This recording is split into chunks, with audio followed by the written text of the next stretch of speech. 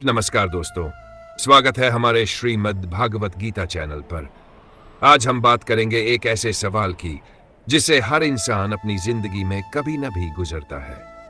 जब दुख बढ़ जाए तब श्रीमद् भागवत गीता से हमें क्या सीखना चाहिए। जीवन और दुख का अटूट रिश्ता दोस्तों, इस धरती पर कोई भी ऐसा नहीं जिसने दुख न देखा हो। कभी अपने से बिछड़ने का दुख, कभी अपनों के विश्वासघात का दुख, तो कभी हालातों की मार का दुख। लेकिन प्रश्न यह है कि जब दुख असहनीय हो जाए तो क्या करें। श्रीमद् भागवत गीता हमें यही सिखाती है। गीता का पहला संदेश दुख अस्थाई है। श्री कृष्ण कहते हैं, हे मानव, सुख और दुख आते जाते रहते हैं, जैसे सर्दी और गर्मी आती जाती है। तुम्हें उन्हें सहना सीखना होगा। यानी दुख चाहे कितना भी बड़ा हो, वह स्थायी नहीं है। आज की पीड़ा कल को तुम्हारी शक्ति बन सकती है। दुख का कारण हमारी आसक्ति। गीता कहती है कि दुख का सबसे बड़ा कारण है हमारी आसक्ति। जब हम किसी व्यक्ति, वस्तु या स्थिति को अपना मानकर उससे उम्मीदें जोड़ लेते हैं और वह उम्मीद टूट जाती है तो दुख होता है। लेकिन श्री कृष्ण कहते हैं, जो हुआ वह अच्छा हुआ, जो हो रहा है वह अच्छा हो रहा है, और जो होगा वह भी अच्छा ही होगा। इस भाव को अपनाने से दुख की आग धीरे धीरे ठंडी हो जाती है। दुख से भागो मत, सामना करो दोस्तों।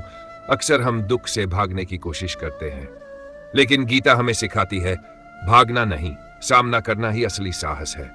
क्योंकि दुख से भागकर हम केवल अपना साहस खोते हैं, लेकिन जब डटकर सामना करते हैं तो दुख हमारी कमजोरी नहीं, हमारी ताकत बन जाता है।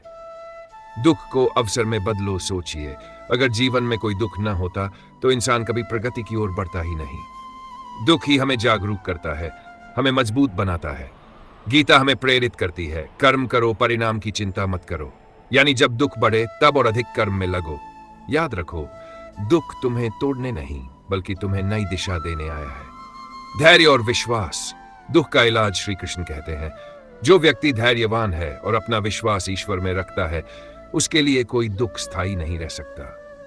तो दोस्तों, जब दुख असहनीय लगे तब एक पल ठहरकर ईश्वर को याद करो। उनसे कहो, हे प्रभु, मुझे इस दुख को सहने की शक्ति दो। यकीन मानो, अंदर एक अनोखी शांति उतर जाएगी। व्यवहारिक उपाय गीता के अनुसार: 1. ध्यान और जप। दुख में मन को संभालने के लिए ध्यान सर्वोत्तम है। 2. सकारात्मक संगति। ऐसे लोगों के साथ रहो जो तुम्हें प्रेरणा दें, न की ओर गिराए। 3. स्वयं सेवा। दुख को कम करने का सबसे सुंदर तरीका है दूसरों की मदद करना। कर्मयोग। दुख में भी अपने कर्तव्यों को मत छोड़ो, यही तुम्हारी शक्ति है। अंतिम संदेश दोस्तों, श्रीमद् भागवत गीता हमें सिखाती है कि दुख जीवन का अंत नहीं बल्कि एक नया आरंभ है। दुख तुम्हें गिराने नहीं आया है बल्कि तुम्हें सिखाने आया है। याद रखो, जो दुख को सहना सीख जाता है उससे बड़ा विजेता संसार में कोई नहीं।